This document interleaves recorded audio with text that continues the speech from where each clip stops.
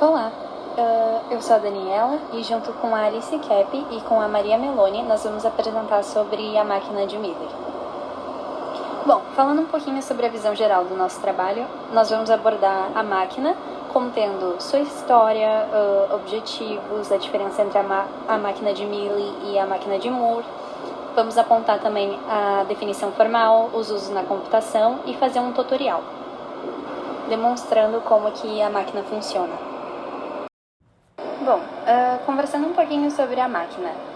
A máquina de Miller foi criada em 1955 pelo matemático e cientista da computação George Miller. Ele apresentou esse modelo em setembro de 55 no artigo A Method for Synthesizing Sequential Circuits, publicado na Bell System Technical Journal. Esse trabalho teve um impacto muito importante no desenvolvimento de circuitos sequenciais, que são amplamente utilizados até hoje em diversos sistemas digitais.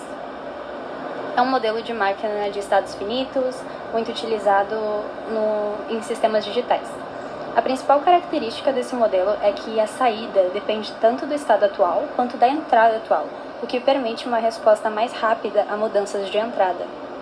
E abordando um pouquinho dos objetivos dessa máquina, é que a criação desse o objetivo da criação desse modelo foi fornecer um método sistemático para a síntese de circuitos sequenciais, para tornar o design mais eficiente e facilitar a análise desses sistemas.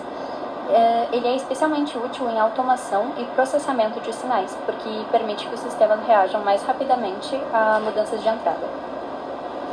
E falando um pouquinho sobre a diferença entre a máquina de Miller e a máquina de Moore, é que na máquina de Miller a saída é influenciada diretamente pela entrada. O que significa isso? Que qualquer mudança na entrada pode alterar a saída imediatamente. Isso torna o modelo mais ágil, mas também torna ele mais complexo. Já na máquina de Moore, tem uma abordagem um pouquinho diferente. A saída depende somente do estado atual, o que simplifica o design, mas pode causar um pequeno atraso na resposta. E uma forma mais prática de entender essa diferença é pensar em um semáforo inteligente. Por exemplo, se for numa máquina de Miller, ele pode mudar a cor imediatamente ao detectar um carro no sensor. Se for numa máquina de Moore, a mudança de cor só aconteceria depois de um ciclo de atualização, mesmo que o carro já tenha sido detectado. Então, essa é uma das diferenças entre a máquina de Miller e a máquina de Moore. Agora eu vou deixar a definição formal e os usos dessa máquina na computação com a Maria. Uma máquina Miller pode ser definida como uma sextupla, onde M é igual a Q, que significa o conjunto finito dos estados, sigma, que significa conjunto finito dos símbolos de entrada, delta, conjunto finito dos símbolos de saída, o delta minúsculo, que é a função de transição, aonde se define para qual estado o autômato vai. Lambda, que é a função de saída, que diz qual saída será produzida, e por último, o Q0, que é o estado inicial, onde é definido o início do autômato. A máquina de Miller possui diversos usos na computação, como o reconhecimento de tokens, onde através do design tokenizado e de analisadores léxicos, a gente possui um código-fonte e a máquina de Miller é usada para ler uma sequência de código e produzir tokens. E a detecção de erros, onde código de correção de erros, a máquina Miller pode ser usada no design que faz a detecção e correção, como verificador de paridades e checagens de redundância cíclica, CRC.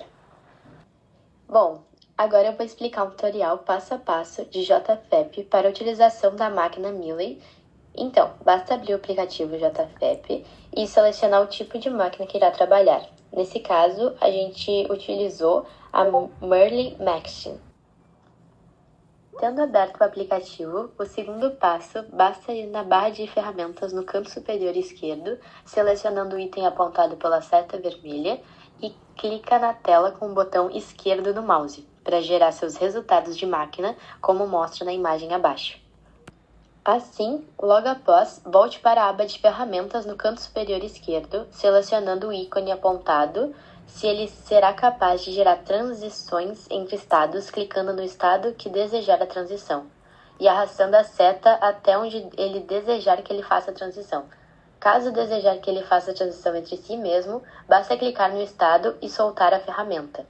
Ao fazer isso, esse retângulo mostrado na imagem abaixo, dividido em 2, aparecerá. Nele, você deverá preencher à esquerda digitando o símbolo de entrada e à direita a parte de saída. O próximo passo, após gerar todos os estados de transição da sua máquina, você deverá selecionar o inicial, pressionando sem uma ferramenta ativa o botão direito do mouse, sobre o estado que deseja marcar como inicial. Para isso, abrirá, ao clicar com o botão direito, abrirá as opções Initial, Change Label, Clear All Labels e Set Name.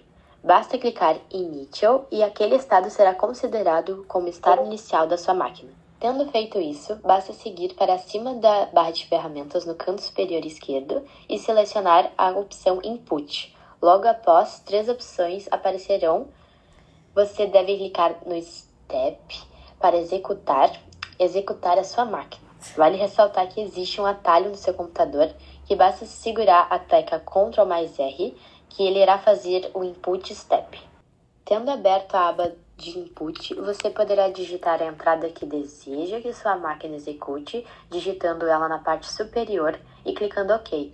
Quando estiver satisfeito com a sua entrada, logo após clicar no OK, a máquina rodará passo a passo, lendo seu input, fazendo todos os caminhos possíveis entre estados, seguindo a entrada de dados, parte superior apontada pela primeira seta vermelha.